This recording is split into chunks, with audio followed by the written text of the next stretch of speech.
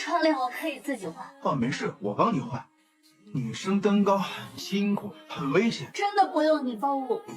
我来吧。自封的姐夫和妹夫联手后，沈浩明就开始了主动出击。他记住了于一鸣的嘱咐，只要你不尴尬，尴尬就是别人。不过沈浩明没有想到，姐妹几个人是真的不留情面，话里话外的暗讽真的是句句扎心。不过好在他有超能力，一句进大商场他买单，就买通了关关瑶瑶2个墙头草。这时候曲总拿别人来催促，让韩卫平赶快动手，拿到许愿沈浩明离婚的证据。曲总简直比方雷脑子还有病，天天盯着人家感情，那是一点都不想努力，只想钻空子搞破坏。堂堂董事会成员，脑回路简直是清奇。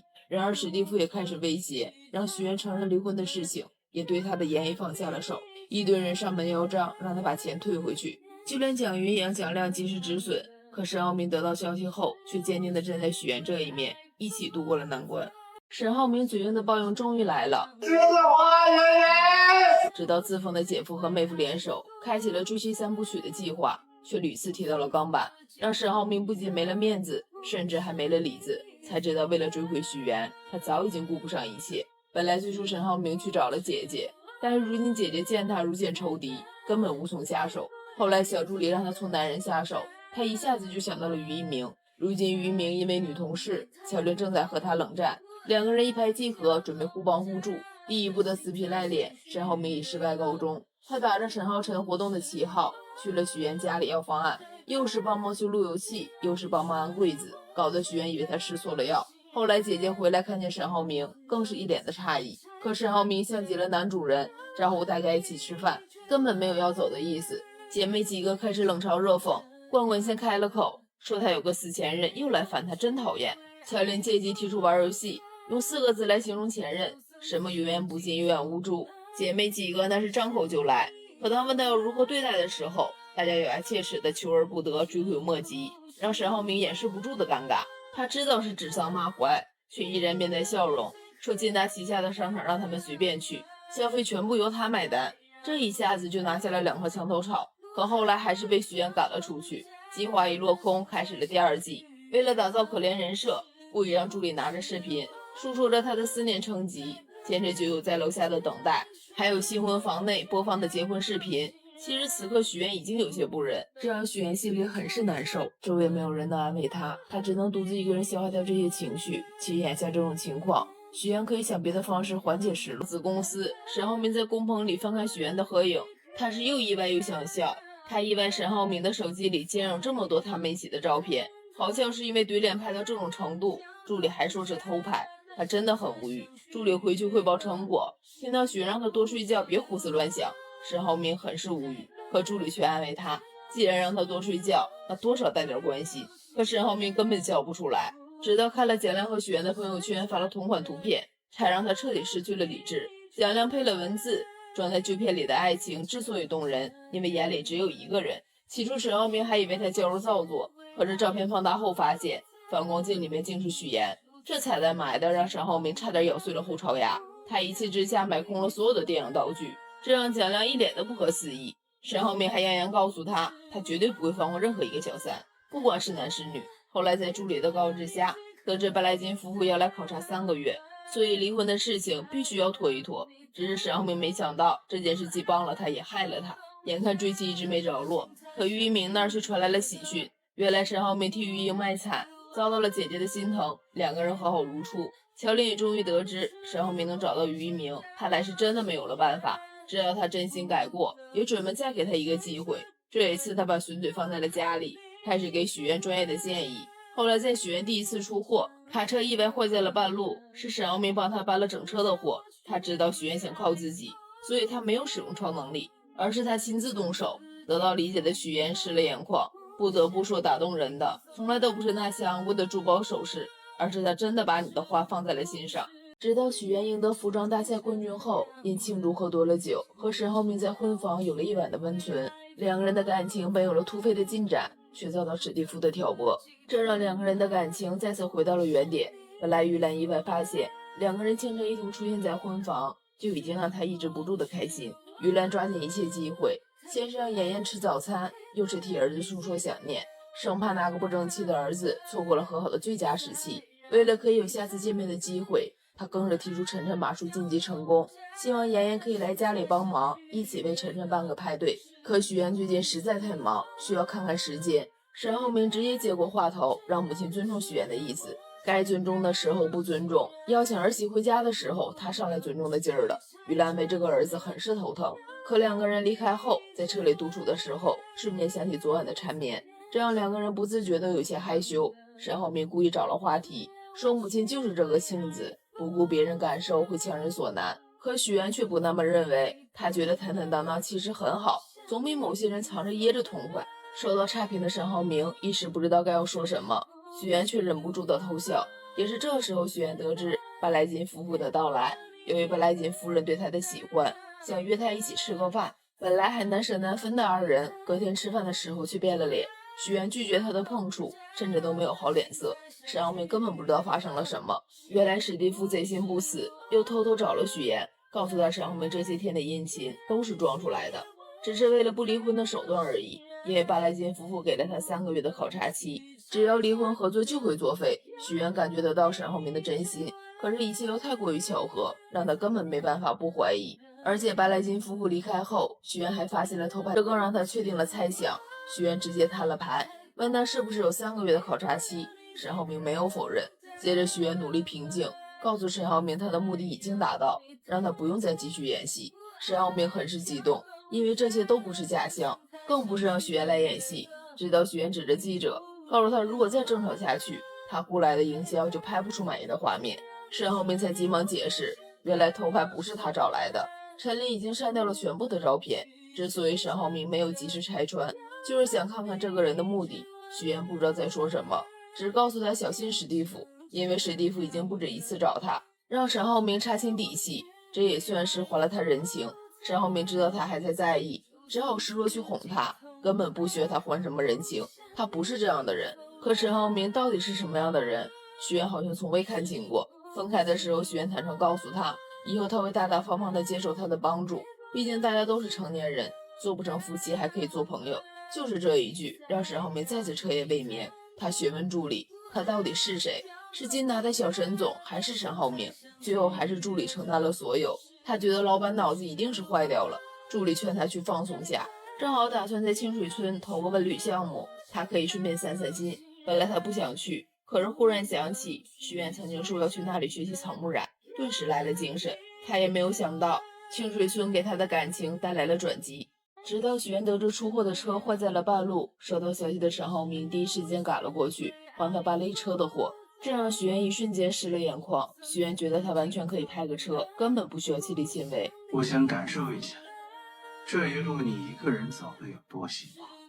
可许愿却笑他从小出生罗马，哪能真的感受普通人的人生，便没苦硬吃。可沈浩明却劝他不要介意他的帮助，每个成功人士都会借助别人的力量。可许愿却告诉他，其实他只是想要一个答案，如果没有他的帮助，他是否可以创造想要的生活？如果沈浩明真的为他好，那就不要让他失去信念。沈浩明明白他的想法，只能打趣道，他亲自当司机不算超能力，如果实在过意不去，那就付他利钱。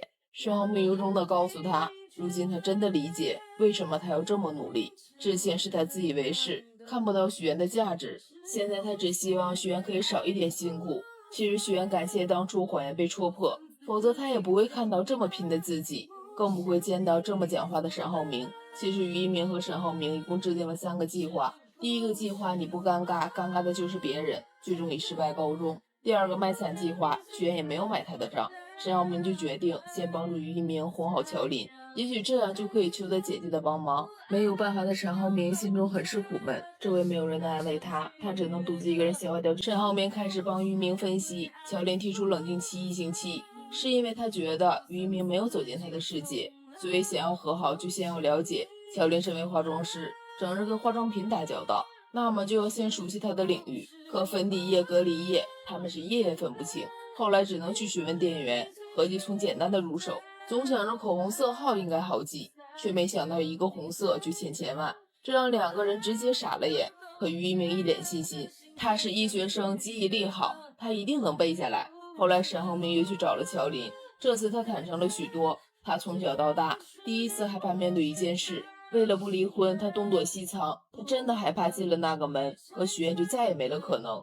可乔琳不理解他为什么之前那么冷漠，他也坦白承认，他曾经可笑的以为许愿一无所有，根本不可能离开他。后来才发现，明明离不开的是自己。乔琳也知道许愿其实还爱沈浩明，所以他这一刻有些心软，他也想妹妹幸福。沈浩明眼看姐姐不再排斥，便告知了于一鸣的近况，说他过得不是很好。乔琳的确有些担心，可转身就嘲笑他倒数第一和倒数第二互帮互助。他看得出沈浩明是真的没了办法。从此以后，乔琳正式开始助攻，他答应给沈浩明个机会，希望这一次他会珍惜。赵露思与陈伟霆携手主演的新剧《许我耀眼》刚开播便冲上热搜，女孩许妍怀揣着对青年才俊沈浩明的倾慕与爱意，一心想要与他携手步入婚姻的殿堂。当第一次与沈浩明的父母见面这个重要时刻，许妍竟做出了一个大胆且惊险的决定，请来2个人假扮自己的父母。谢谢叔叔阿姨愿意把妍妍嫁给我，能够娶到她是我的幸运。他精心策划着每一个细节，试图用这虚假的表象蒙混过关。见面现场气氛看似融洽，实则暗流涌动。沈浩明的父母本就心思细腻，在交谈过程中逐渐对许妍父母的身份产生了怀疑。他们不经意间聊起许妍父亲所在大学的事情，试图从这细微之处寻找破绽。许妍察觉到危机，内心虽紧张不已，但表面仍强装镇定。他提前给那2位假扮的父母做了大量功课，不仅带他们熟悉学校的位置，还让他们了解周边饭店的情况。面对沈浩明母亲对父亲身份的追问，许妍灵机一动，称父亲是研究人员，因工作性质特殊，相关信息难以查到。为了进一步坐实父亲是外国大学教师的身份，他甚至让假扮者模仿真正大学教师的签名，并在沈浩明父母面前成功签下了一模一样的名字。一番操作下来，众人一律赞消，打算前往院子继续商讨婚礼事宜。然而就在沈浩明的母亲和许妍单独走在路上时，局势急转直下。母亲面色凝重，直接说出了一个惊人的消息：他们是你的亲生父母吗？感觉你跟父母之间不太熟。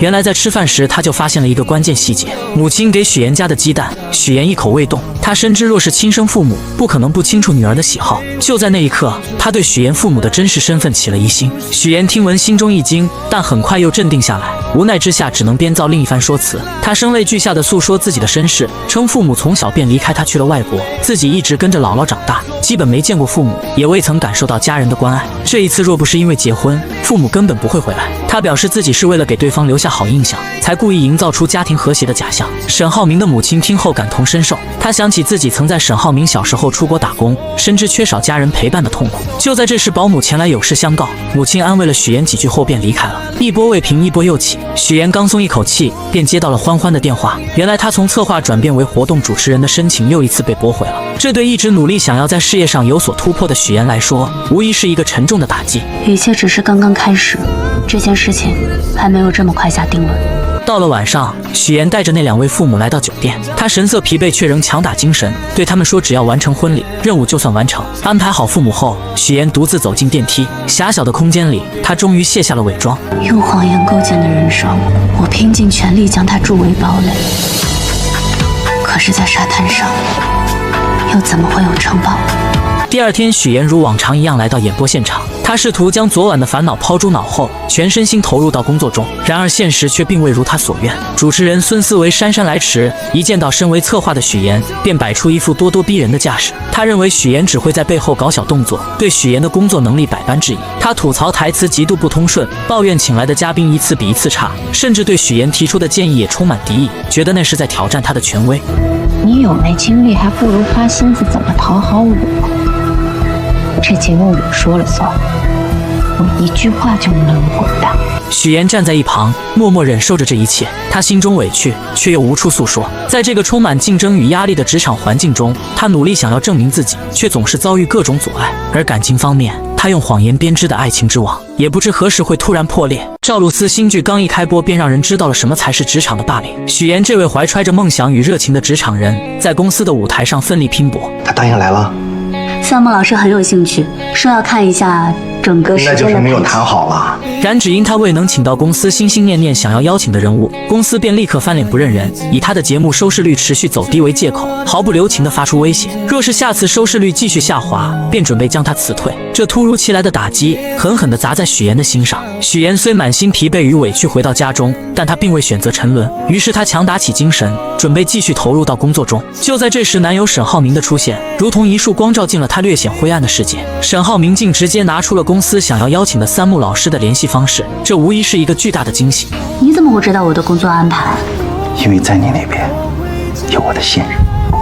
然而许岩敏锐地意识到情况有些不对劲，她立刻试图转移话题，问起男友对昨天自己父母的印象如何。可沈浩明却显得有些漫不经心，他觉得这与自己无关，在他心中，爱的人只有眼前的许岩。在这美好的夜晚，二人深情拥吻，仿佛外界的一切纷扰都与他们无关。但他们之间的故事还得从半年前说起。那时身为策划的许岩，为了能邀请更多的人参与自己的节目，可谓是绞尽脑汁，而沈浩明便是他目标名单中的一员。为了能见到心心念念的沈浩明，许岩付出了多日的不懈努力，终于他以想要成为学徒的身份，获得了与沈浩明见面的机会。初次见面，许岩便被安排了一个任务，修剪面前的龙舌兰。这对于许岩来说，既是一个挑战，也是一个展现自己的机会。他不仅将龙舌兰的各种专业知识娓娓道来，还自信满满地说出自己修剪的方向是让龙舌兰按照自己的意愿生长。这一番独特的言论瞬间引起了沈浩明的注意。沈浩明不知不觉来到了许岩面前，静静聆听他的谈论。许岩越说越投入，眼神中闪烁着对职务和工作的热爱，他的每一句话都仿佛带着魔力，让沈浩明对这个女孩产生了浓厚的兴趣。这时沈浩明话锋一转，提到了许岩的工作。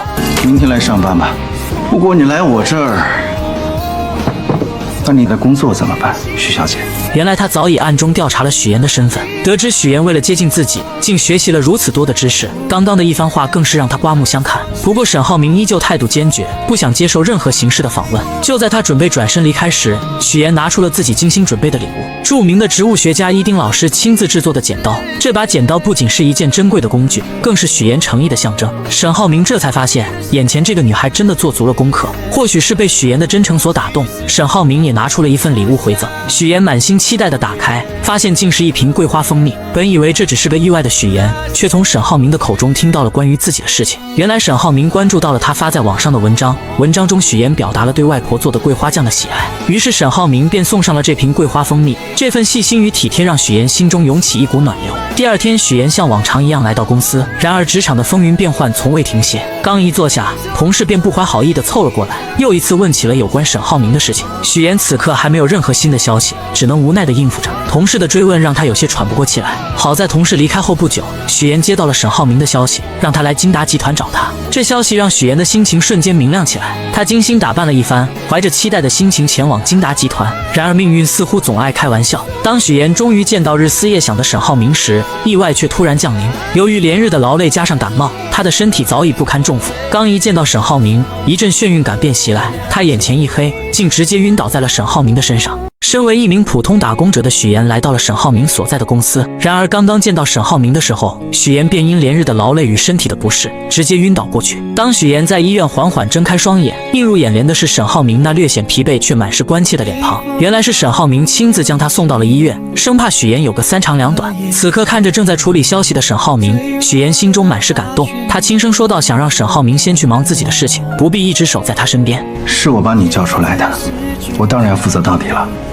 等你退烧了，我还要接受你的采访。随后沈浩明更是贴心地为许岩拿来了水，小心翼翼地将水递到他嘴边。注意到许岩手上的伤口，他也找来创口贴为他贴上。在这温馨的氛围中，二人的关系悄然发生了变化，如同春日里的花朵，逐渐绽放出恋人的芬芳。然而幸福的时光总是短暂的，在职场中遭受过霸凌的许岩，怎么也没想到自己竟会又一次陷入被欺负的境地，而这次施压的竟是男友沈浩明的母亲于阿姨。这一天，许岩出于礼貌来到于阿姨家中拜访，他小心翼翼地为于阿姨倒茶，还贴心地给他的朋友们让座。可于阿姨和他的朋友们却并未领情，不仅没有一句感谢，反而是一顿冷嘲热讽。我们家布丁啊，就是个傻狗，除了长得好看，啥也不是。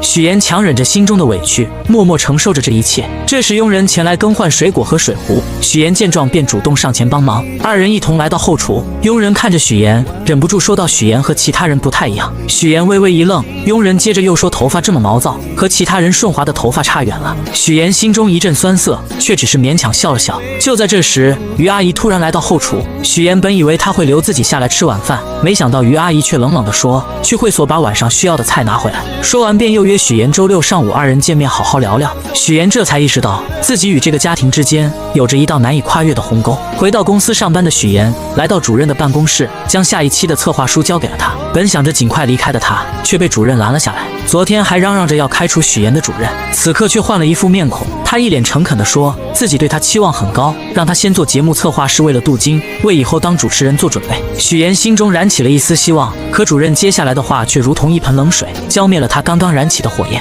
原来这一次的主持人申请被驳回了。许岩为了这个美食节目付出了太多，他不仅自掏腰包，很多时候还要亲自参与节目的制作，从策划到执行，每一个环节都倾注了他的心血。可如今却换来这样的结果，他愤愤地离开了办公室，心中满是失落与不甘。就在这时，许岩接到了于阿姨打来的电话。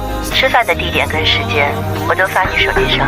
好的。许岩为了能够融入这个圈子，便自己前去花钱做了柔顺，希望以更好的形象出现在于阿姨面前。见面的时候，许岩本想着能和于阿姨好好吃顿饭，可没想到到了地方才发现还要等一个朋友。不一会儿，那位朋友来了，于阿姨便和这位朋友开始高谈阔论起来，从专业的金融知识到跨国生意，他们聊得热火朝天，完全忽略了许岩的存在。好不容易等那位朋友离开了，于阿姨才慢悠悠地说出了自己请许岩来的真实目的。虽然你的形象和学历都很优秀，工作也不错，但是你的家境不太好吧？他认为许岩面对所有的事情都不会生气，一次又一次地探索许岩的底线，觉得许岩过于隐忍，不适合自己的儿子。听到这些话，许岩的心中五味杂陈，他的思绪不由自主地飘回到了小时候。那时候他因为没有父母在身边，被别人欺负，被骂是没有父母的野孩子。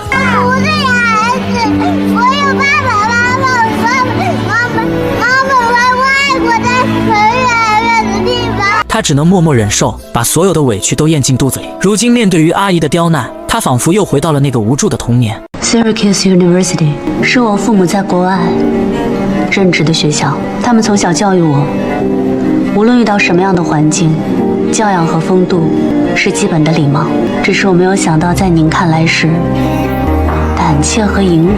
冷静下来的许岩将近期遭遇的种种不愉快一股脑地归结到了于阿姨身上。在他心中，自己好不容易才寻得那个真正倾心的人，这份爱情他绝不可能因为于阿姨的刁难与阻挠就轻易选择放弃。时光悄然流转，在许岩的努力下，半年后的今天，事情已然发展到两家准备步入婚姻殿堂的地步。第二天的公司会议上，气氛凝重而热烈。公司老总沈府郑重地提出了新区的建设计划。更令人振奋的是，目前已经得到了最大公司世丰的资助意向。会议上，众人纷纷表达对这次合作的看好，认为这是一次难得的发展机遇。然而沈浩明却始终一言不发，眉头紧锁。会议结束后，沈浩明被父亲叫到了办公室，这时他才缓缓道出自己的顾虑。原来世丰新上任的郑董事长在处理事故时总是尽力掩盖真相，这种做法让沈浩明心生疑虑。而且郑董事长是空降而来，在公司内部根基尚浅，没有自己可以完全信任的人。更让他担忧的是，郑董事长带来的3个人都存在明显的缺陷。基于这些原因，沈浩明认为世丰公司内部必定暗藏矛盾，随时可能爆发。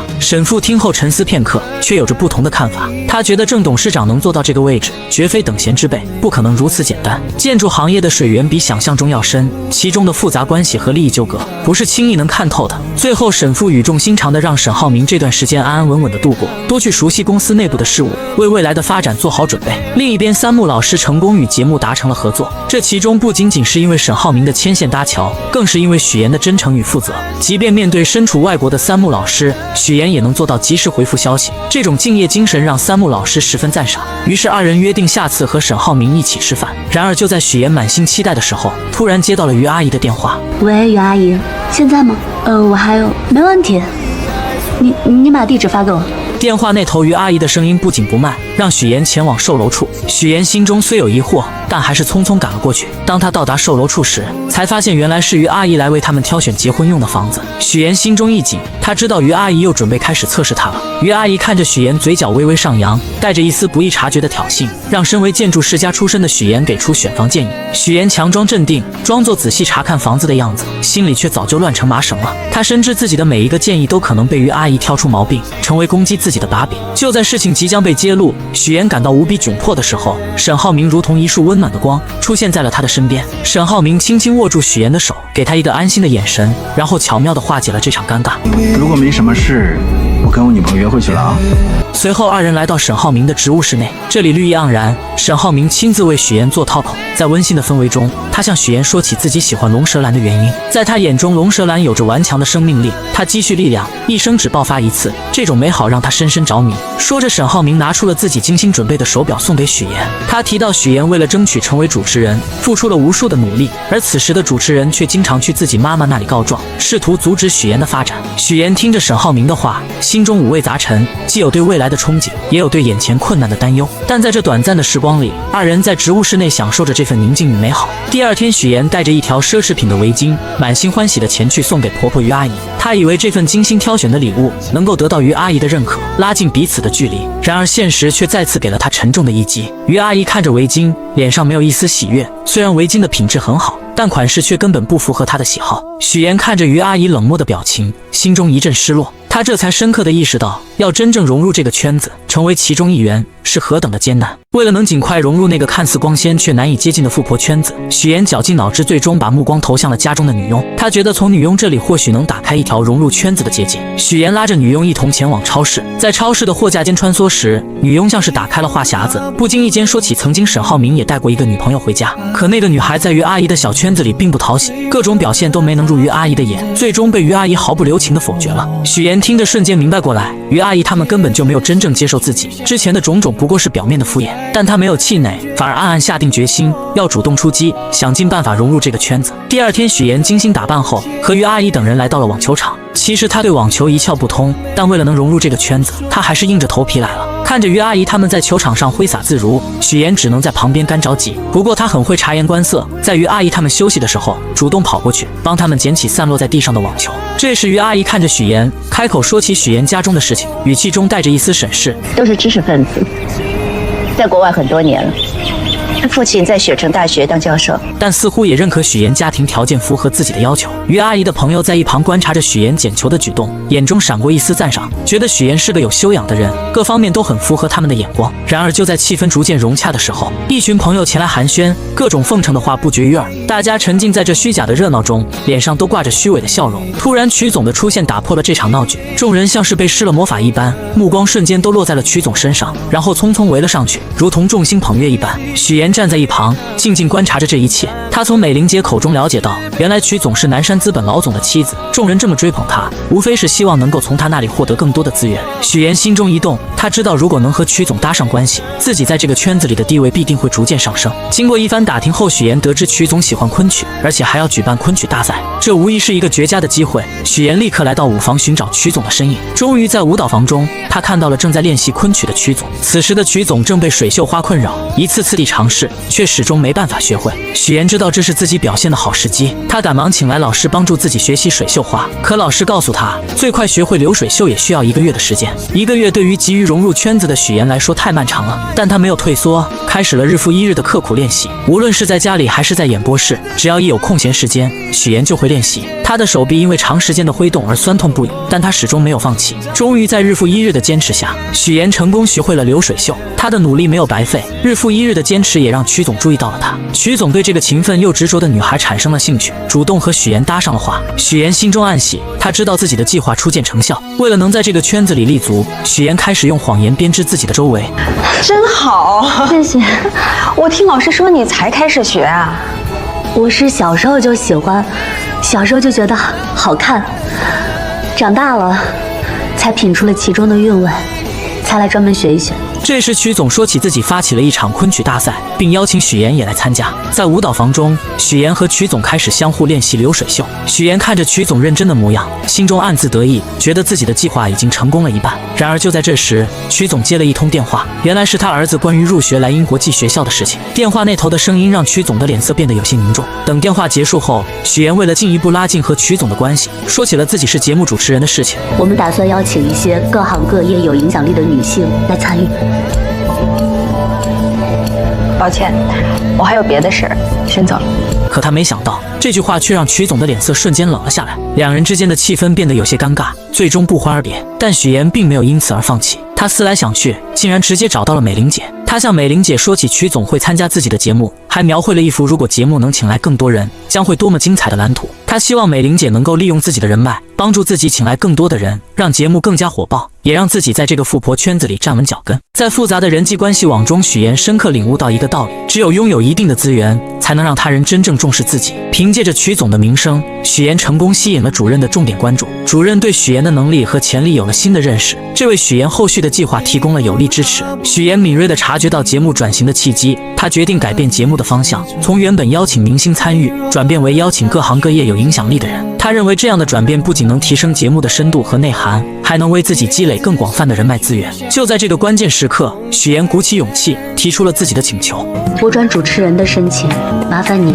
再提交一次。我给你这个机会，放手做去吧。为了确保计划顺利实施，许妍早早地来到舞蹈房等待曲总。她深知曲总一开始并不想参加节目，但他早有准备。当他拿出精心准备的嘉宾名单时，曲总才恍然大悟，原来许妍举办的这次节目是专门为他量身打造的。名单中不仅有莱茵国际学校的校董，还有其他各行各业的精英人士。许妍心里清楚，对于这些富婆来说，结识有影响力的人并不难，但通过节目自然而然地成为朋友，建立起深厚的情谊，才是对他们百利而无一害的事情。许妍趁热打铁，进一步阐述自己的计划。他表示会为曲总准备专门的昆曲展示节目，借助节目的影响力，将昆曲这一传统文化艺术更好地宣传出去。同时，他还主动提出可以亲自为曲总主持这次昆曲节目，展现自己的专业能力和诚意。这一系列精心设计的条件，终于打动了曲总。曲总权衡利弊后，决定参加这次活动。活动当天，现场气氛热烈非凡。许妍凭借出色的主持能力，将整个活动流程安排得井井有条。节目大获成功，不仅赢得了观众的阵阵掌声，也让许妍在富婆圈中声名鹊起。从此，许妍凭借主持人的身份，拥有了邀请这些富婆上电视的权利。她巧妙地利用这个机会，帮助富婆们促进彼此之间的关系，为他们牵线搭桥，谈成合作。渐渐的，众人对许妍举办的这次活动产生了浓厚的兴趣。许妍更是看准时机，以于阿姨的身份邀请其他2位客人前去节目做客。下一期的家宴节目，曲总还是会去的。不知道马阿姨、孟阿姨有没有时间？于阿姨说了，特意为2位留了名额。得到这个好消息的朋友们兴奋不已，立刻回去着手准备相关事宜。等到众人走后，于阿姨才意味深长地说起将人情推在自己身上的事情。她心里明白许妍这丫头不简单，开始对这个原本并不起眼的姑娘产生了浓厚的兴趣。节目的爆火给许妍带来了意想不到的收获，她不仅成功成为了主持人，还吸引了众多赞助商的目光。之前的赞助费用与现在相比，简直不可同日而语。然而就在许妍信心满满地前往化妆间时，之前的主持人找上门来。这位主持人认为许妍抢走了自己主持人的位置，心中充满了怨恨。他怒火中烧，对着许妍就开始攻击，声称许妍是靠着富2代男朋友才走到今天的地位。面对这些无端的指责和闲言碎语，许妍根本不想争论，她深知无需过多解释，于是她匆匆离开了化妆间。他刚进来的时候，我明明记得说他家里只有一个老婆。什么时候父母在国外了，还成高知家庭了？回到演播室后，许妍迅速处理好所有的事情，她调整好自己的状态，准备回家好好休息一下。然而当她路过电视时，意外地看见电视上正在播放新闻主持人的画面。从小就被新闻主持人吸引的她，在这一刻仿佛回到了童年，心中涌起一股熟悉而又温暖的感觉。她呆呆地站在电视前，眼神中透露出对新闻主持行业的向往和憧憬。直到男友前来打断她的思绪，准备带她回家，她才缓缓回过神来。第二天，在家中的众人一起看着电视中播出的新闻，原本大家都沉浸在新闻内容中，突然电视中的一个人引起了许妍的注意。你是山西人是吗？推动城市建设，提升道路狭窄，对，基础设施。那个大云县你去过没有？不仅拓宽了街道，还设置了无障碍通道，并在整个商区的建筑外。我姥姥就是大云县云来村的。对了，叔叔，您去出差没有多玩2天？没有，我就是过去捡了个彩，来去匆匆嘛。许妍正沉浸在电视节目中，眼神漫不经心地扫过屏幕，突然一个熟悉的身影映入眼帘，父亲出现在了电视画面里。那一刻，紧张感瞬间从他内心深处传来，心脏不受控制的剧烈跳动。他心里清楚自己一直隐藏的秘密，极有可能在这一刻被无情揭穿。与此同时，在遥远的山西，许妍的真父母正经营着一家小小的理发店。此时，父亲正一边熟练地为顾客烫着头发，一边和顾客闲聊。他脸上带着几分感慨，说起家中的情况，小女儿不在身边，平日里连个消息都很少，还是大女儿贴心，一直留在自己身边陪着。而且大女儿也快结婚了，女婿在银行工作，有着一份体面的职业。然而他们不知道的是，此时他们口中的大女儿乔琳正在经历一场噩梦。乔琳遭受了别人的咸猪手，在愤怒和反抗之下，一番激烈的闹腾后，她和对方一同进了局子，直到男友匆匆赶来，才将乔琳从局子里接了出来。男友的父母得知此事后，顿时火冒三丈，他们觉得儿媳给自己丢了脸，在亲戚朋友面前抬不起头来。儿子见状，赶紧拿出了这次准备婚礼的各项费用清单，还说明份子钱会上交给父亲。可当话题转到酒桌安排时，母亲却不乐意了，她认为只摆20桌实在太少，根本不够气派。但儿子无奈地解释，银行有规定，员工不能参加20桌以上的宴席。母亲听后立刻将矛头指向了乔琳，阴阳怪气地说她败坏了自家的名声，很可能会影响儿子的工作。在这巨大的压力之下，乔琳感到无比委屈和绝望。我算好了，还剩下17866，应该够咱们俩度蜜月的了。你自己度去吧。回到自己家中，乔琳思来想去，决定联系上妹妹许妍。为了不让爸妈怀疑自己悔婚离开家中的事情，她编造了一个理由，打算以单位组织学习的名号去荆州出差。她心想，这样既能离开那个让她压抑的家，又能和妹妹见面，或许还能从妹妹那里得到一些安慰和支持。果然，第一次来到荆州的乔琳看着眼前繁华的公司大楼，心中充满了期待。她本想着给妹妹许妍一个惊喜，于是没有提前告知，就来到了许妍工作的地方。然而万万没想到，当许妍看到突然出现的姐姐时，脸上并没有惊喜，反而是一脸的惶恐。许妍心里清楚，自己一直隐藏的身份就像一层薄纱，随时可能被姐姐的出现捅破。她担心一旦身份暴露，自己现在拥有的一切都会化为泡影。于是二人决定先前往许妍家中休息一下。然而就在这个时候，沈浩明突然前来。沈浩明是许妍身边的富二代，他的出现让许妍更加紧张。为了不暴露自己的身份，许妍急中生智，这位是我是王表姐，他来找我。他让沈浩明暂时离开，然后带着所谓的表姐乔琳先找个酒店住下。来到酒店后，乔琳越想越生气，她觉得许妍自从搭上了富二代，就忘记了自己家人的身份，变得如此陌生和冷漠。她忍不住对着许妍发起了脾气，指责她忘本。而许妍始终认为自己和爸妈没有任何关系，在她心里，那个家给她带来的只有痛苦和伤害。她冷冷地看着姐姐，随后便准备离开。在离开的时候，她还特意强调自己不姓乔，而是姓许，仿佛这样就能彻底和那个家划清界限。我姓许，许妍。然而看着姐姐独自一人在这个陌生的大城市里，她还是有些担心。犹豫再三，她选择了转账1万给乔琳，希望姐姐能在这个城市里过得稍微好一些。回家的路上，许妍的思绪飘回到了小时候，那时候的她瘦小又怯弱，经常被一群孩子欺负。就在她感到绝望的时候，是乔琳挺身而出，像一位勇敢的骑士一样保护着她。那一刻，乔琳的身影在许妍心中无比高大，也让她第一次感受到了亲情的温暖。而此时在另一个地方，外婆正在和许妍的父母激烈的争吵着。原来许妍的父母为了能够生下一个男孩，结果把自己的身子弄坏了。更不幸的是，出生的许妍也因此患上了先天性心脏病。此次父母二人前来，是为了让许妍回去上小学。小小的许妍回到家中后，表现得异常懂事。咱们洗澡睡觉啊，走，妈带你洗澡去。妈妈，我会洗澡。成，咱们明天自个儿洗。那这样，把脏衣服脱下来，妈妈给你洗好吗？妈妈会洗衣服。母亲如往常一样出门买菜，然而在离开的时候，她竟忘记关上煤气。这个小小的疏忽即将引发一场巨大的灾难。家中的2个女儿乔琳和许妍还沉浸在自己的世界里，丝毫没有察觉到危险正悄然逼近。煤气的味道在空气中无声无息地弥漫开来。等到父亲回到家中，刚一打开门，一股刺鼻的气味便扑面而来。他瞬间意识到不对劲，他来不及多想，迅速冲进厨房关上煤气，然后手忙脚乱地打开窗户。此时他看到了昏迷在沙发上的大女儿乔琳，没有丝毫犹豫，他一把抱起乔琳就往屋外跑去。而就在他慌乱地安置好乔琳，也就在这个时候，母亲买菜回来了。母亲这才如梦初醒，惊恐地意识到房间里还有一个小女儿许妍。然而区别对待的阴影并未就此消散。在医院里，父母的所有注意力都集中在乔琳身上，他们围在乔琳的病床前，眼神中满是担忧和关切，轻声细语地询问着她的状况，仿佛乔琳是他们的全部。而许妍就躺在旁边的病床上，无人问津。她的生日，这个对于很多人来说重要的日子，父母也能轻易忘记。许妍静静地看着这一切，心中五味杂陈。她第一次如此深刻地意识到，自己在这个家里是如此的格格不入。时光匆匆，许妍步入了高3这个关键的人生阶段。对于很多孩子来说，高考是改变命运的契机，是通往未来的桥梁。然而对于许妍而言，这座桥梁却似乎被无情的截断了。父亲来到老师办公室，与老师商议着不让许妍参加高考的事情。许妍偶然间听到这个消息，她的世界瞬间崩塌。她不顾一切地冲进办公室，眼中满是愤怒和不甘，大声指责父亲的行为。在众人的注视下，父亲和许妍来到楼下。父亲看着情绪激动的女儿，终于说出了原因。原来家里经济拮据，没有足够的钱供养2个大学生上学。在父亲的心中，姐姐乔琳应该去上大学，改变家庭的命运，于是只能让许妍留在县城找工作。许妍听着父亲的话，心中的委屈如潮水般翻涌。她终于鼓起勇气，说出了父母偏心的事实。为什么你们从小到大都有这么偏心啊？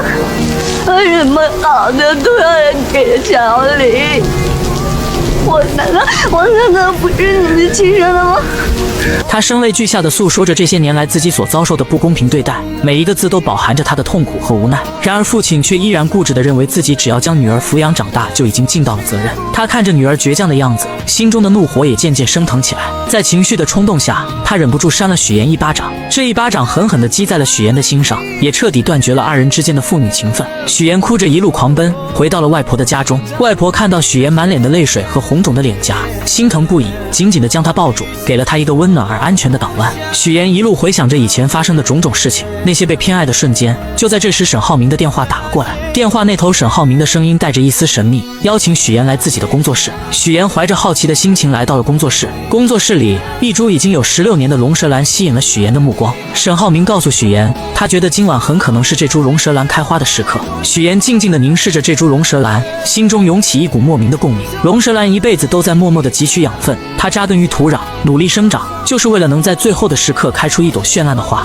这境地让许妍不禁想起了自己的处境，她觉得自己和这株龙舌兰何其相似。此时的许妍又想到，龙舌兰开花是为了将自己花粉散去，遇到另一株龙舌兰，进而孵化出更多的生命。这是一种生命的传递，他们知道这会导致自己生命的消亡，但是为了以后的未来，他们毅然决然地决定献出生命。许妍看着沈浩明，心中涌起一股坚定的力量。他和沈浩明就如同这2株龙舌兰一样，如果他们相爱，那么无论付出什么代价，无论面临多少困难和挑战，他们都会坚定地在一起。仔细想一想，我就是有一点点后悔，后悔下个月才结婚，应该早一点把你娶回来。那个表姐之前没有听你提过，我们的婚礼要不要邀请她？是远房亲戚，本来也不太熟，还是算了吧。让人万万没想到，许妍为了在即将到来的婚礼中隐藏自己的真实身份，竟狠下心将情同手足的姐姐乔琳说成是远房亲戚，还以各种理由认为婚礼不必邀请她前来。此时的远房亲戚正身处一间狭小且简陋的出租屋内，不仅将豪华的酒店给退了，还将许妍给的钱给退了。给个他家还不下了，臭妹妹，臭许妍，当没你这个妹妹。然而就在乔琳独自在出租屋内时，手机突然收到一条信息，竟是她的前男友发来的。原来前男友这次是因为父母的事情，想要向乔琳道歉，并且请求她能够回到自己身边。可乔琳早已看清了这个渣男的真面目，面对他的请求，只冷冷地在手机上回复了一个滚字。可这渣男并不死心，为了请求乔琳的原谅，他竟来到了那间他们曾经熟悉的理发店。乔琳的父母满心欢喜，还满心期待着能和这位曾经的女婿一起喝酒聊聊天。然而渣男却带来了一个让他们震惊的消息：乔琳已经离开了。我们俩分手了。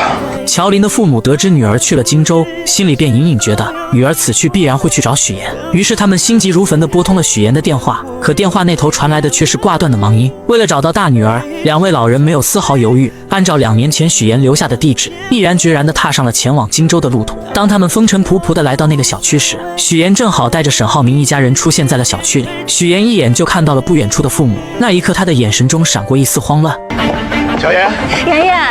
而就在这时，真正的2家人就这样毫无预兆地见面了。许妍精心编织的所有谎言，在这一瞬间如同泡沫一般被无情地戳破。沈浩明一家人得知了事情的真相后，脸上满是愤怒与失望。他们认为许妍是为了骗婚才做出这一系列的事情，于是纷纷开始责怪许妍的所作所为，指责声如同潮水一般向许妍涌来，让她有些招架不住。就在许妍感到绝望的时候，于阿姨轻轻地将她唤醒。原来刚刚所发生的一切都不过是许岩自己想象出来的场景罢了。就在这时，沈浩明突然说道：“下午3点3叔的飞机就要到了。”众人无奈之下，只能暂时放弃做客，选择去接机。在送别沈浩明一家人后，许岩的爸妈也发现了他，随后他们也来到了这个充满故事的地方。于是真假父母在此刻戏剧性的相见了。假父母看到情况不妙，连忙解释自己是婚庆公司的人，然后便匆匆离开了此处。真父母看着即将结婚的许岩，内心开始慌张起来。他们不明白女儿为什么要隐瞒这么多事情，而此时的许岩却冷冷地说出自己不打算邀请父母前来参加自己的婚礼。这句话如同利刃一般刺痛了父母的心。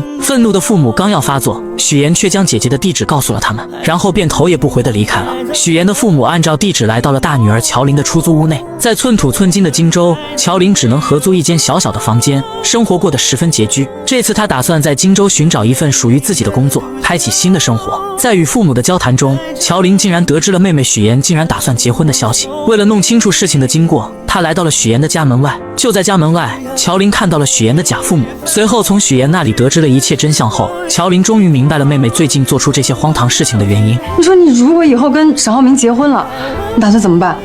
继续骗他一辈子。原来许岩一直渴望嫁入沈家，为了达到这个目的，他不惜编织一个又一个谎言，甚至伤害到了身边最亲近的人。然而许岩却觉得以后的事情可以以后再慢慢解决。在他看来，为了能够嫁入沈家，自己只能做出这些看似过分的事情。此时的许岩眼中闪烁着一种坚定的光芒，他终于说出了自己内心深处的想法。当他第一次看见沈浩明的时候，仿佛自己的世界才真正出现了光明。沈浩明是他见过唯一一个对他负责的人，在他心中，沈浩明就是那个能带他走出困境走向幸福的人。为了这份所谓的幸福，他愿意付出一切代价。这场由谎言引发的婚礼风波究竟会如何收场，一切都还是未知数，如同那迷雾中的道路，让人看不清前方的方向。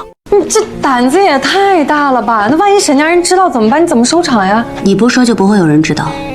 你还打算继续骗呀？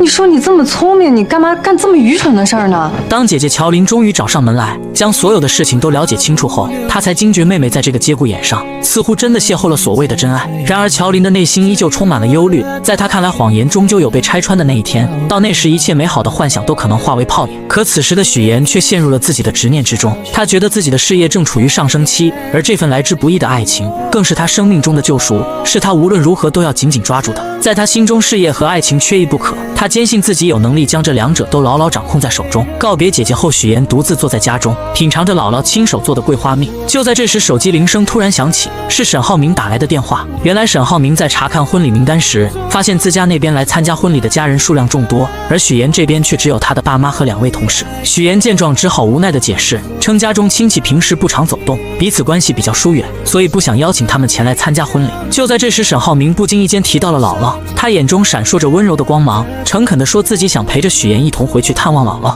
许岩心中一紧，他深知如果沈浩明一同前往，自己的谎言将会彻底暴露。于是他急中生智，以公司业务正处于关键时期，需要他亲自处理为由，巧妙地拦住了沈浩明。挂断电话后，许岩陷入了沉思，他绞尽脑汁地思索着该如何继续圆这个谎言。就在这时，母亲的电话打了进来。母亲在电话那头鼓起勇气说，自己毕竟是许岩的父母，无论如何都想要参加女儿的婚礼。然而没等母亲把话说完，许岩便心急如焚地挂断了电话。为了防止再次出现类似的意外，他迅速将电话备注中原本的妈改成了母亲的真实姓名。经历了这场电话风波后，许岩决定搭乘大巴车回到那个熟悉的姥姥家。当大巴车缓缓停下，高叔开着那辆3蹦子前来接他。坐在3蹦子上，许岩才真切地感觉到自己回到了家乡，回到了那个充满温暖和回忆的地方。3蹦子一路颠簸前行，终于停在了姥姥家的小院前。许岩迫不及待地走进院子，一眼就看到了正在忙碌的姥姥。姥姥正站在凳子上，小心翼翼地摘着桂花。许岩心中一酸，赶忙快步上前，轻轻扶着姥姥从凳子上下来。随后他挽起袖子，帮助姥姥采桂花。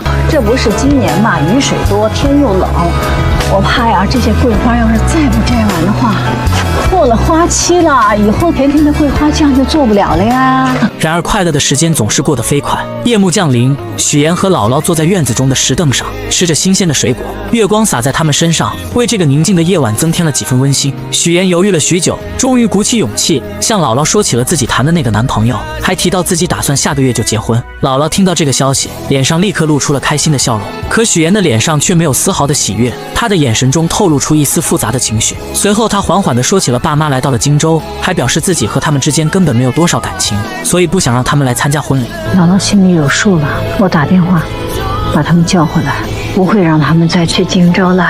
姥姥看着自己一手带大的许妍，她原本打算把许妍的婚礼办得漂漂亮亮的，让所有人都看到她的幸福。然而许妍却委婉地说起路途太远了，不希望姥姥太折腾。可听到许妍这样说，她知道许妍有自己的难处，于是姥姥便说起自己不想去了，并让她以后带来结婚照片就行。那一夜对于许妍和姥姥来说，都是一场揪心的夜晚。当许妍将剩下的水果放进冰箱时，意外地看到了冰箱中满满的都是姥姥亲手做的桂花蜜。那一瓶瓶桂花蜜，仿佛是姥姥对她无声的爱。许妍再也忍不住了，泪水夺眶而出，顺着脸颊滑落。对姥姥的感情在这一刻终于彻底爆发，那些被她压抑在心底的思念和愧疚，如同决堤的洪水一般汹涌而出。我一定会接你到荆州去的，我一定会让你过上好日子。许妍自幼便在姥姥的悉心照料下长大，内心中对姥姥的情感也格外深厚。当她独自坐上返回荆州的大巴车，而她的思绪却不由自主地飘回到了那些与姥姥共度的珍贵时光。小时候每一次生日回到姥姥家，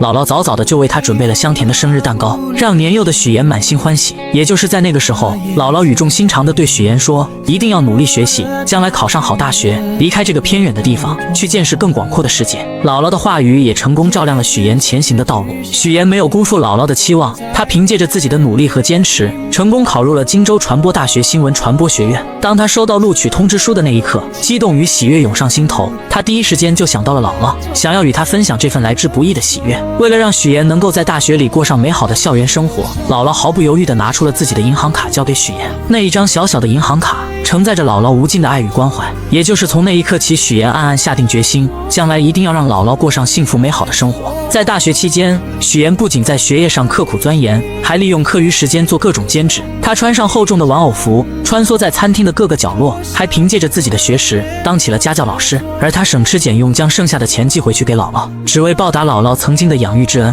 回到荆州后，许妍的生活又迎来了新的变化。刚与她见面的沈浩明满心欢喜地送给她一颗20克拉的大钻戒。此时的许妍心中五味杂陈，她深知自己曾经为了某些目的撒下了谎言，如今必须要靠自己的力量去弥补那些过失，去报答那些自己对不起的人。第二天，沈浩明来到公司，意外地见到了一个老朋友方磊。陈总好，我叫方雷，接下来为您汇报178号地的风险评估报告。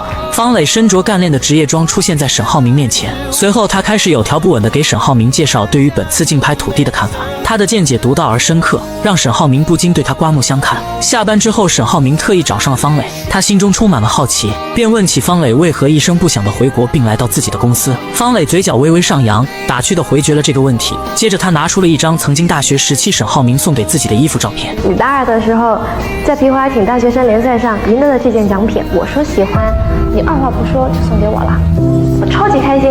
然而他们二人的举动却被一旁的许妍看得一清二楚。许妍发信息告诉沈浩明自己已经到楼下了。接到信息的沈浩明下意识地向方磊展示起手中的戒指，语气坚定地说自己准备结婚了，还表示有机会会介绍给他认识。说完他便匆匆告别了这位老同学。但很快许妍和方磊便迎来了再次见面的机会。许妍打听到方磊在学做菜，便也来到了厨房之中。他装作不经意的样子，说起二人似乎在金达集团见过。方磊微微一愣，随即露出了礼貌的微笑。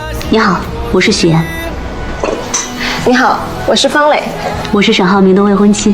此时的方磊也说起了他们家与沈家是世交，很久以前就已经认识了。许妍听后心中暗自警惕，她将方磊当成了潜在的对手，表面上却亲切地称方磊为妹妹。这看似友好的称呼，实则是在向方磊宣示着自己的主权。随后许妍看着方磊做好的沙拉，她便上前请求品尝一块。吃完后，她热情地邀请方磊去吃饭。在饭桌上，两人之间的火药味十足。方磊看着细心照顾自己的许妍，便说起在留学的时候沈浩明对自己的照顾。他还提到以后在公司可能还要麻烦沈浩明。那你把工作做好，就不会麻烦他了，对不对？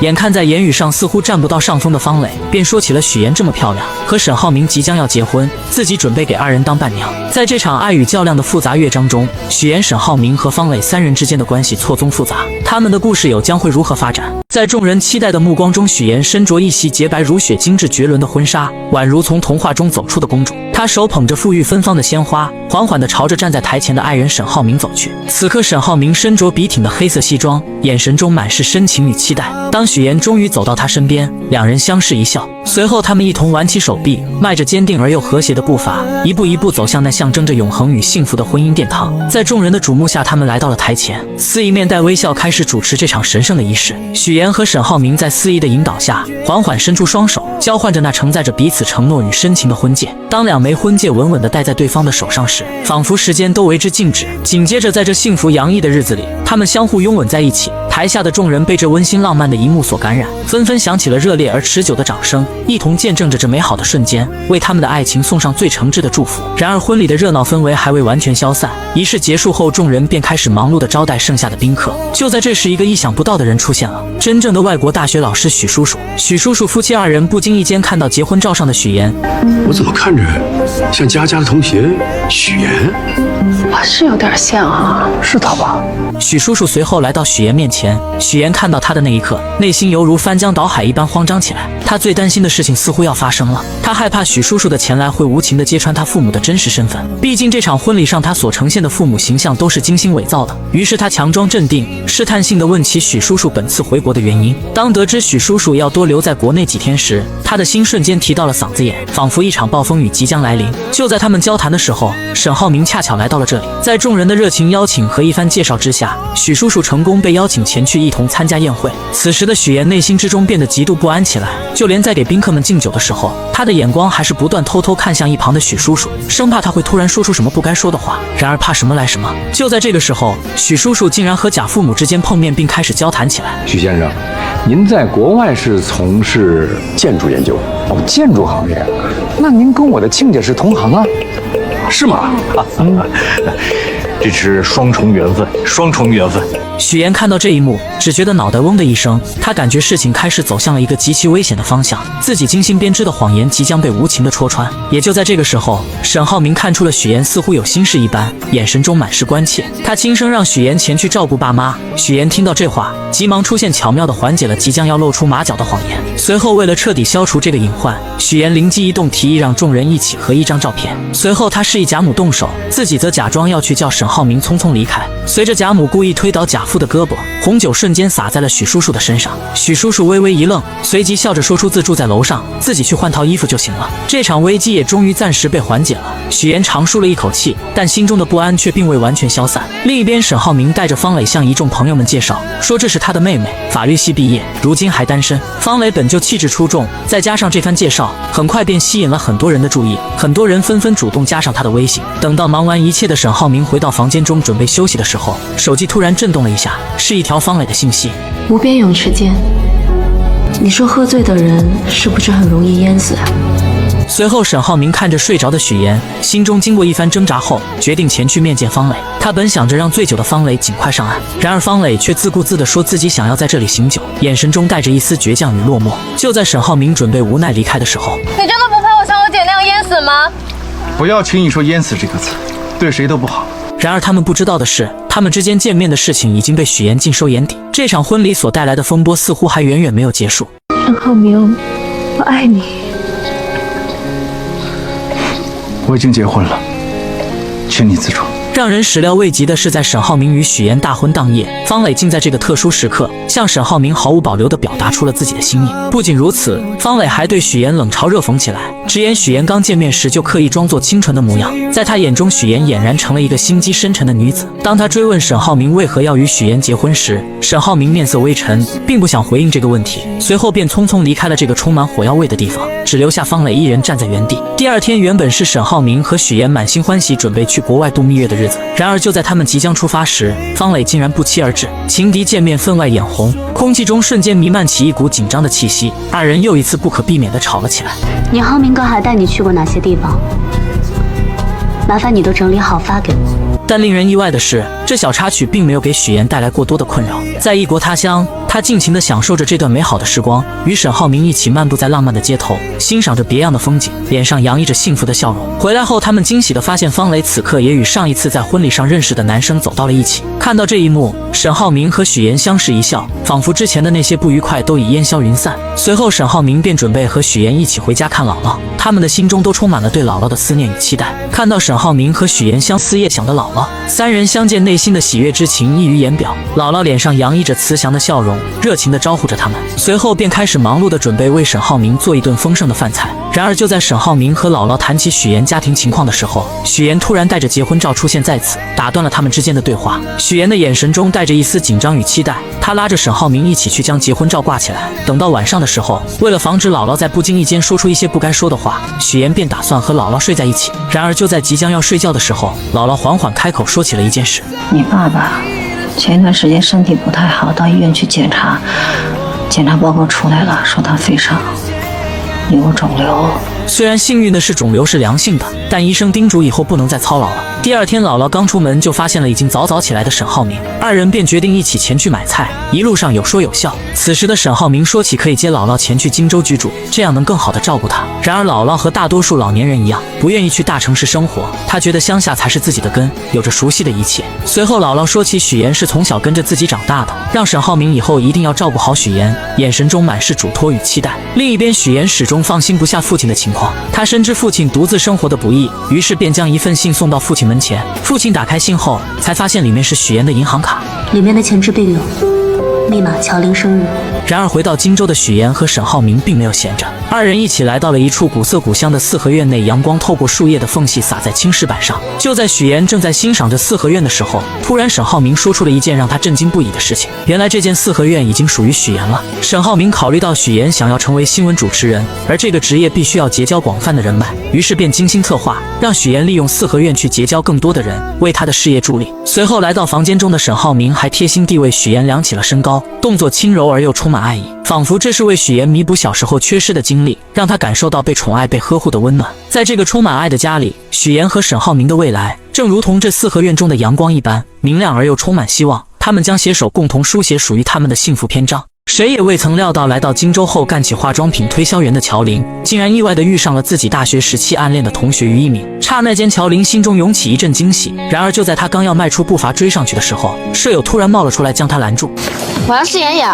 哦，原来舍友是来试用化妆品的。乔玲心中虽有些无奈，但还是热情地接待起来。可谁能想到舍友这一试用，便耽搁了乔玲大量时间，而且最终一个化妆品也没买。乔玲无奈之下只好拿出规定，告知舍友一个人一周只能试用6次化妆品。没想到舍友不但不理解，反而声称之前没这个规定，还警告乔玲小心自己投诉他。说完便匆匆离开了，留下乔玲呆愣在原地。下班后，乔玲拖着疲惫的身躯回到出租屋，刚进门就意外听到了舍友在打电话。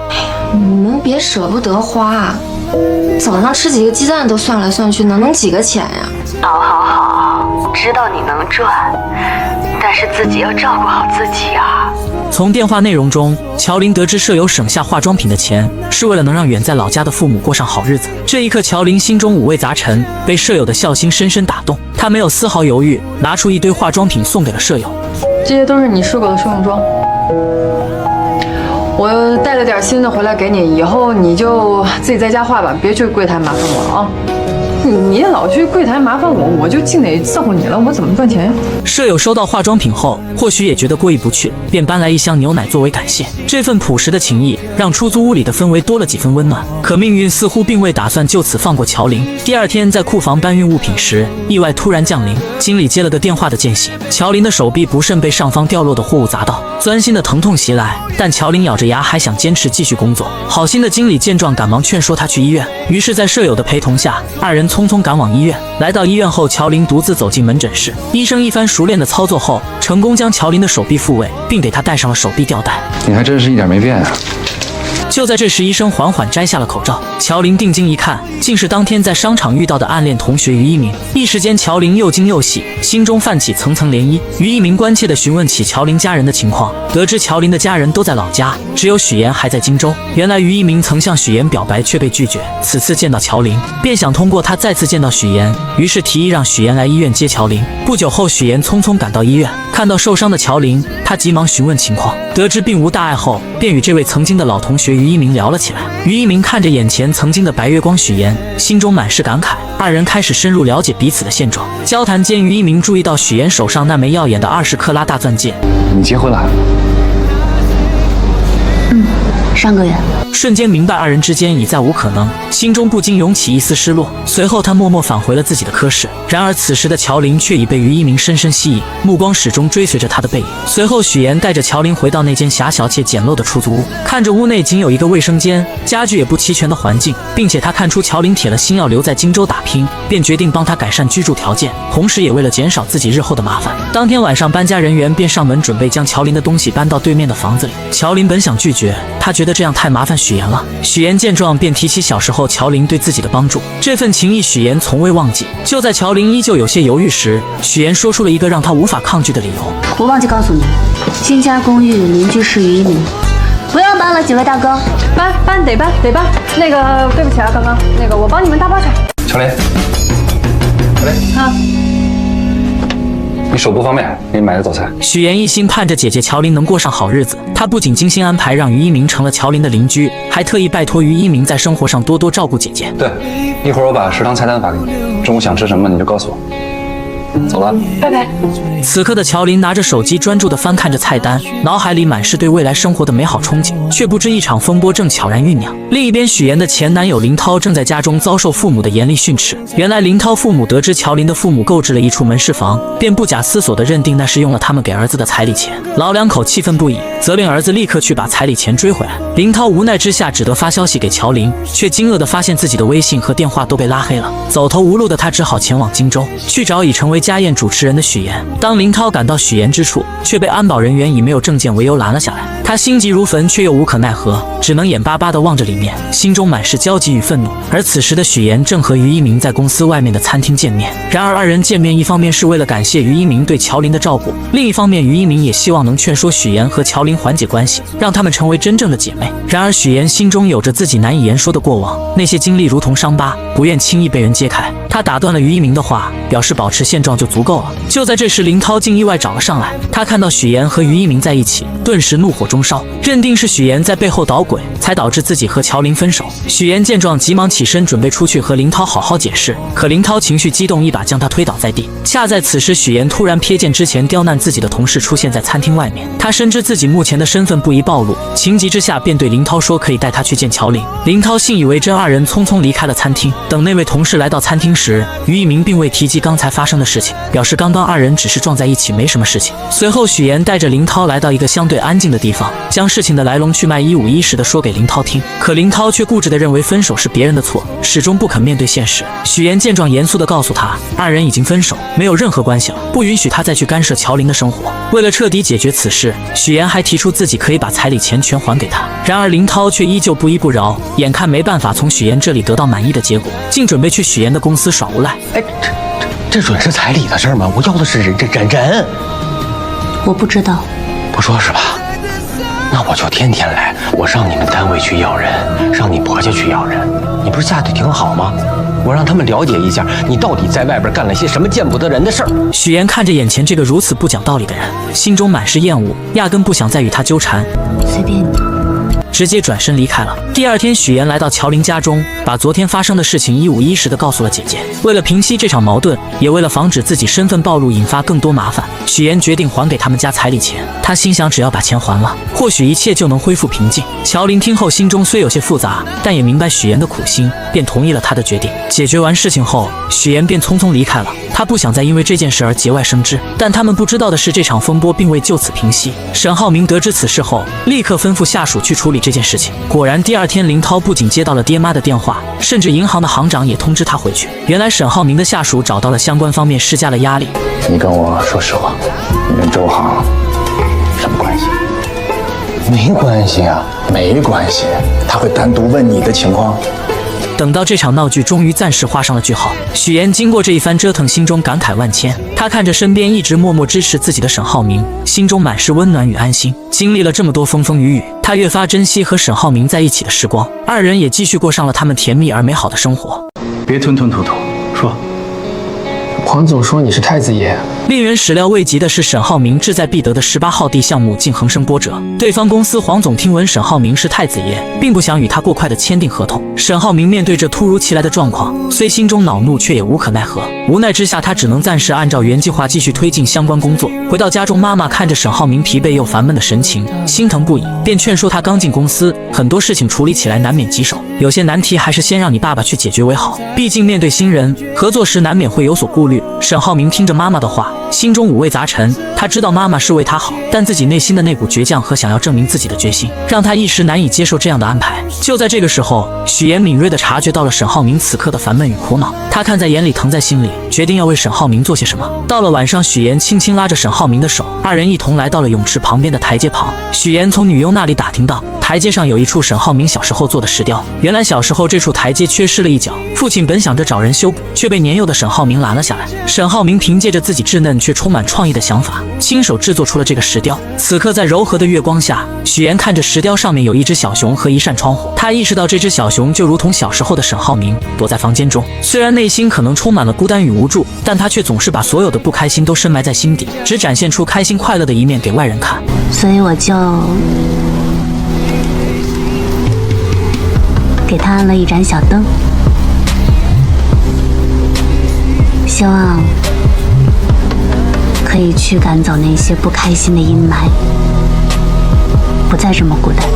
也就在这个时候，许言希望沈浩明能明白，真正的伴侣不仅能看到他的光芒，更能与他一同分担生活中的风雨。终于，浩明被许言的真诚和温暖所打动，那道一直紧闭的内心防线渐渐有了松动的迹象。他轻轻将许言拥入怀中，二人在这静谧的夜晚紧紧相依。为了帮助沈浩明解决18号地项目的难题，许言开始四处奔走，积极打听对方公司黄总的消息。经过一番不懈的努力和多方打听，他终于得知黄总为人十分古怪。原来黄总的老婆曾经身患重病，黄总不顾一切地放下所有的工作和生活，全心全意地陪着老婆四处看病。然而尽管他付出了所有的努力，倾尽了所有的心血，最终还是没能保住老婆的生命。这件事对黄总的打击极大，将他原本平静的生活彻底打乱。此后他的许多行为都变得十分奇怪。如今他在世上唯一的亲人，就只剩下在养老院的岳母于淑芬。于是一个计划在许言的脑海中逐渐成型。第二天，许言以捐款的名义精心准备后，成功来到了养老院。在与工作人员一番客套的交流后，他便怀着忐忑又期待的心情，准备前去见于淑芬。当他终于见到于淑芬时，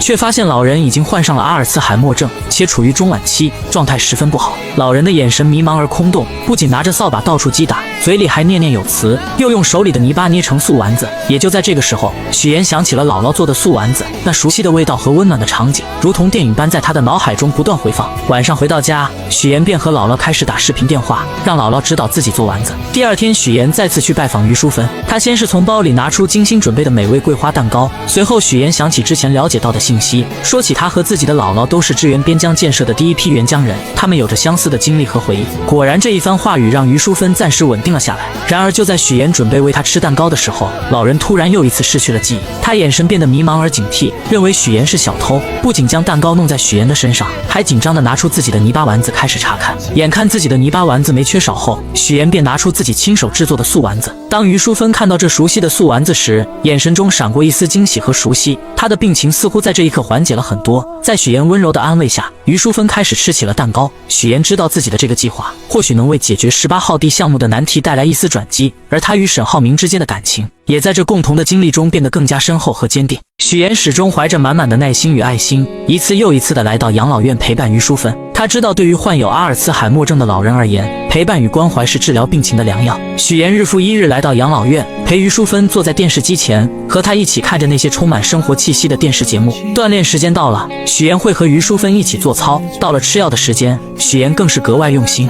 想方设法看着老人把药吃下去。终于在许言日复一日的悉心照料下，奇迹终于出现了。于淑芬的病情有了明显的好转，她那原本混沌的眼神中渐渐有了清晰的光彩，甚至还能清晰地认出这个一直陪伴在她身边的女孩。